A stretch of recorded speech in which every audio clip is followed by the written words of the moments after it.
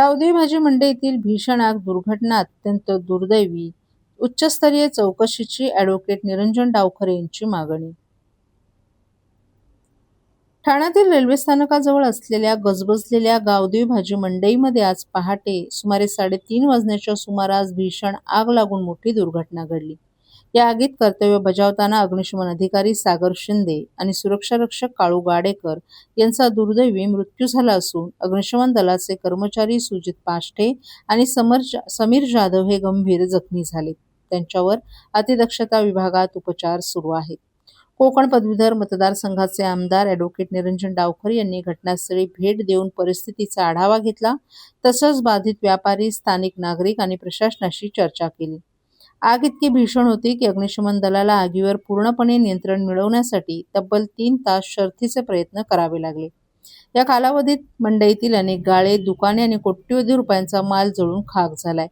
या दुर्घटनेत प्राणाची बाजी लावून कर्तव्य बजावताना शहीद झालेले अग्निशमन अधिकारी सागर शिंदे आणि सुरक्षारक्षक काळू गाडेकर यांना आमदार ॲडव्होकेट निरंजन डावखरे यांनी भावपूर्ण श्रद्धांजली अर्पण केली आहे. स्वतःचा जीव धोक्यात घालून नागरिकांचे प्राण वाचवण्याचा प्रयत्न करणाऱ्या या कर्मचाऱ्यांचं बलिदान कधीही विसरता येणार नाही.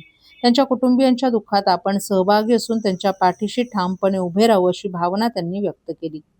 घटनास्थळी व्यापारी आणि नागरिकांशी संवाद साधताना अनेकांनी अत्यंत भावनिक स्वरूपात आपल्या व्यथा मांडल्या. आमचा संसार उद्ध्वस्त झाला, आता आम्ही कुठे जायचे अशी हळहळ व्यापाऱ्यांनी व्यक्त केली आहे. अनेक गाळेधारकांचे अंदाजे 5 ते 10 लाख रुपयांपर्यंत नुकसान झाल्याची प्राथमिक माहिती समोर आली असून प्रशासनाने तातडीनं पंचनामे करून नुकसान भरपाई जाहीर करावी अशी मागणी यावेळी करण्यात आली.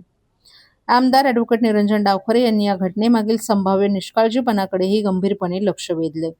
आजची दुर्घटना ही प्रशासनाच्या निष्काळजीपणाचा आणि भ्रष्ट कारभाराचा परिणाम आहे. योग्य वेळी कारवाई झाली असती तर कदाचित ही दुर्घटना टाळता आली असती. या निष्काळजीपणाची किंमत 2 निष्पाप कर्मचाऱ्यांना जीव गमावून चुकवावी लागली, हे अत्यंत वेदनादायी असल्याचं आमदार डावखरे यांनी नमूद केले.